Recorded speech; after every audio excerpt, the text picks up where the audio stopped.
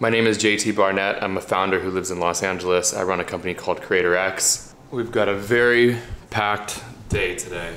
If you can see this bad boy. We've got basically a full day of meetings, planning different events, follow-ups. I got a little bit of content today. The dark red is content, the yellow is meetings, the blue is personal. And you can see yesterday I had a lot of content. Some days I have all content, and some days there's a lot more meetings. So today we've got our team meetings. It's gonna be a great day. I'm assuming that some of the things that we post on the newsletter for article wise, you kind of take that as inspo and turn them into shorts, reels and whatnot. Like even this locking in thing with that Oren, and I know you know Oren, he just explained discipline in such a simple form that I'm like, oh, maybe JT can do his own spin-off from this as well if he wants to. I So love yeah. it, bro. The more that you can throw in this, the better. I would love for you to be sharing stuff into the newsletter page, even if we end up cutting out 10 of them. It's really helpful for me to see these kinds of things and be like, oh, this is actually an idea for me to go make a video. These opportunities are up to date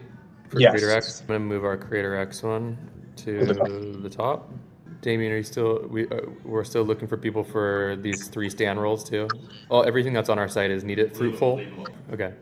What is the vision for these IG stories? The goal would be for people to see the story, see a couple of different things that are included in the article for the week, and then click on the link for them to actually go to the article for the week. Every photo has rounded corners, the same spacing, and the text is centered on all the visuals so that it has some sort of cohesive vibe to it. If you were to just select everything that's in that photo and shrink it a little bit more, okay. I'll put the link at the top. Okay, sounds good. I'll probably send you a test email for the entire newsletter tomorrow. All right, brother. Thank you very much. So what we want to do during this meeting is really get clear on what's the best way that we can help you. And then ideally we'll be able to kick off with some thought starters. We haven't tapped TikTok yet in terms of going viral or having a community on TikTok. Also, the internal TikTok team has always told us paid and organic go together, and you have to have the organic presence in order for the paid to work. And so I think we've also looked at this okay, our expectations are low in comparison to other brands just because we haven't really tried any of this. It hasn't been organic social has not been a strategy. We're not looking for sales from TikTok.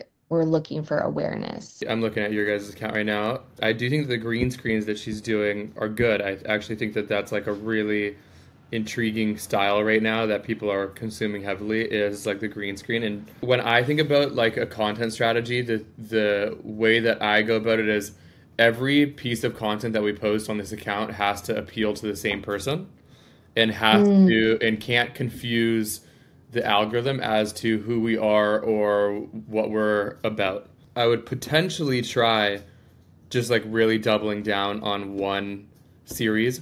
What your goal is to have a ton of people see it, 50,000 plus, in a platform that is ultra competitive with the amount of people that are posting because the barrier to entry is so low. Anybody can do it with an iPhone.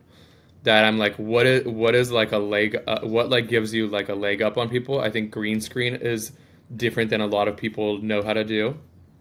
I also think that Anna has education that she can share. A good exercise with the theme is actually being hey, can we make a folder of videos that we're watching? Everybody bring 3 videos that they've saved in the last, or shared with somebody else in the last month around our niche. You'll be able to see okay, we're our team's really watching at the kitchen counter, with the camera angled up, talking to the camera. But you'll just get a little bit better of a gist. Okay, cool. I think it just needs to be how do we get the attention of somebody that has no idea who we are, why they should care about us, and it's just randomly on their feed. So rather than it being what is pantothenic acid, it should be the one ingredient your child should be having every day according to this doctor. Yeah, that makes sense. The thing it has to all tie back to is, does every piece of content land with the same consumer to where and even more importantly, does the algorithm understand that every piece of content is for the same consumer? If that's a yes, Okay. you could literally have a male that's 58 and a female who's 24, as long as the content is from the algorithm totally understood to be for the same person. From a consumer standpoint, if you have a series that they absolutely love, like say people love the green screen, but then don't care about seeing the morning recipes, you might have consumers that are really into 50% but are less interested in the other 50. Whereas if you really go hard at just green screen, you might be able to build an audience that's like really obsessed with all of those, so every one of those videos hits. But like, Okay, that I don't makes think that sense. it's a bad strategy if you're like, okay, we're gonna try 4 different series that are all specifically for this person, but like one's a green Okay. screen and one's this and one's that. That's okay. Okay, that makes sense. All right, first thing. These like yellow blocks that just kind of summarize. I feel like it keeps people's attention. It allows me to give them even more detail in the videos. I think it's less like cracky than text coming in everyone, but I do think that it allows for there to be like some more value within the videos, and it seems like those videos perform pretty well when I do write things like that in. I think that I can share with you when I want some of them to be green screen, but the thing that I wanted to ask you is, do you feel comfortable with sourcing of images for green screen? Yeah, what really helps is just linking as many articles that are like relevant or that you're going to use, even just like words kind of in reference to what you're talking about. That would definitely help. This dude's B-roll for his videos, most of it is screen grabs that he gets from social. The places I would go would be places like Google, Pinterest, Cosmos, but then I also think that the main place that I think you could probably get the most simple and easy B-roll is actually social platforms. The thing I like about it is I can ramble a little bit more when it's green screen than I can when it's face to camera and every word coming in. I can keep one green screen on for 15 seconds as I'm talking because people are intrigued with what the green screen is, you know? There's 2 things that I'm going to do on Thursday this week. One is going to be ideally try to film like 50 clips of B-roll. So that's one thing of like updating that. And then the second thing is adding more video and photo to the B-roll that's already on my phone and computer. Okay. And then, yeah, I would say you can pull from those, or if you don't have anything, you can tell me and I can try and shoot them. The raw footage that I've sent you from vlogs, can you chop 5 to 7 second clips from those that you think are quality B-roll shots? I'm going to do that too. But any that you go through that you're like, yo, this is actually like a really good shot that I can put in this folder, and just put it in the drive folder. Okay, sounds good. All right, bro. Peace. I got something for you, Jamin. Yep. Loom allows you to record your screen, and it's transcribing the whole thing. And it also can give me like step-by-step from the meetings. And then all you got to do is when you start a meeting, you just have to click record. Cool. How are you? Good. Everything's going well. Season's underway. Yeah, it is. Business booming as always. Still super locked in, wanting the Rangers to take it all the way, and really excited. So here's the pitch. Last year I hosted our inaugural, it was called NHL Creator Skills. It was a 3-on-3 tournament featuring the top hockey creators across the space. That was in Toronto outdoors at Nathan Phillips Square. We're looking at running it back this year around 4 nations, which is the new international tournament that we're doing. In Montreal, USA plays Canada, the pro players, on Saturday night. And I'm like, what if we ran USA versus Canada Creator Edition? Oh my God, that's unreal.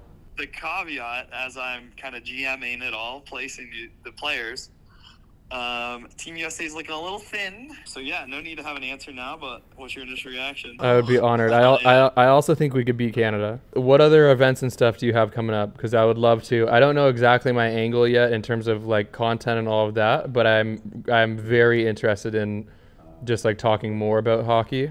We have Winter Classic, which is at Wrigley Field on New Year's Eve. Are you guys looking for, like, in terms of new consumers or existing consumers, are you guys trying to get into different markets? Are you guys just trying to go really heavy into people that have hockey existing audience? That's what I mean.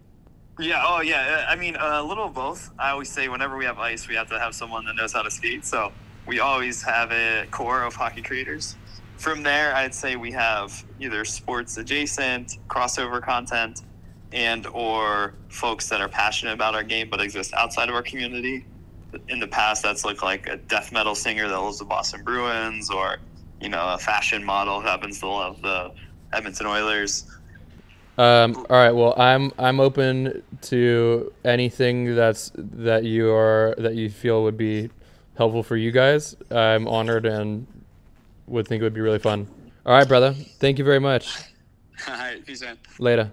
We actually used to have 5 of us working from here almost daily, and then Was Honey House more than 2 years ago, so this was after? yeah, Honey House was 2020. That's how you probably knew about him? Was I Honey actually House? didn't know anything about No. Honey House. I had just found his content. I think the video was literally like his desk setup. I was like, oh, what you're doing is cool.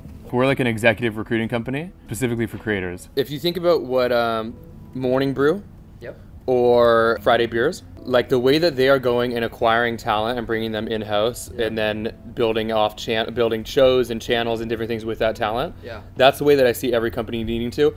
Companies will start with one person, but I think the best of them will build like a bench of creators. So I've been posting on YouTube, and I literally film everything myself. Like I literally set up a camera, and that's my whole kind of YouTube strategy right now. And so now we're getting to the point where I'm like, I really want us to be good at long form as well. Short form I feel good with. I have an editor that I film all my stuff. I have an editor that helps me with short form stuff.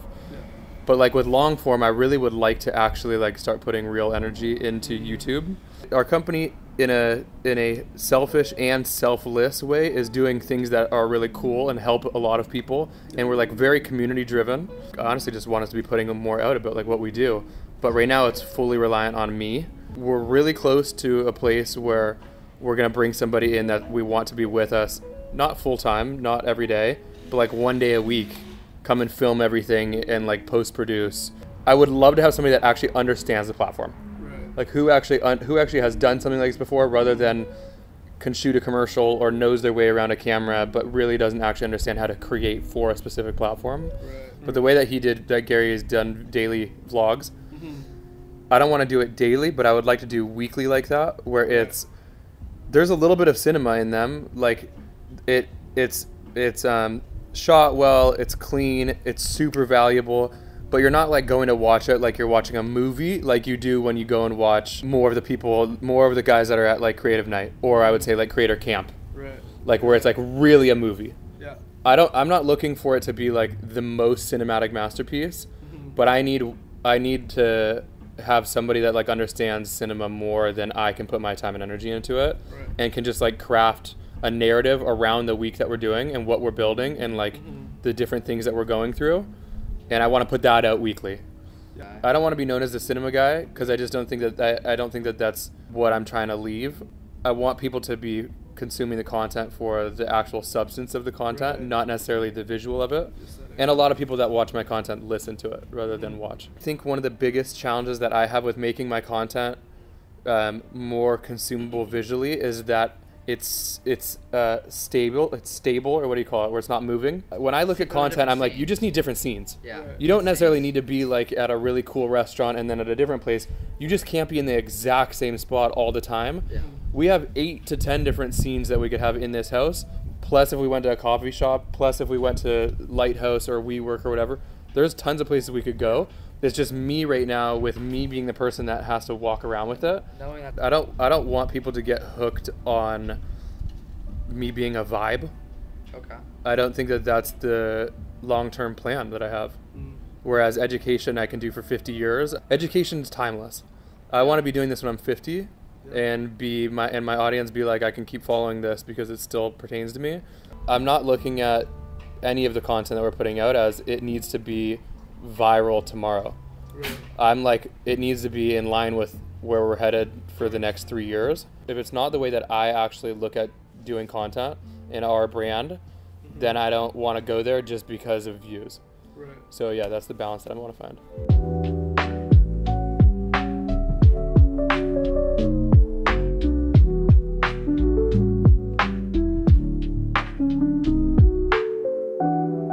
All right, it's about 7:30 now. I just got done. I have a brand deal with Canva, which I'm really excited about, that I've been working on tonight. So I had to put together all of the outline for that. Tomorrow I will be filming that. Ready to be done with the day. Awesome day. Thank you guys for watching. And there's gonna be a lot more like this, so stick around. Much love.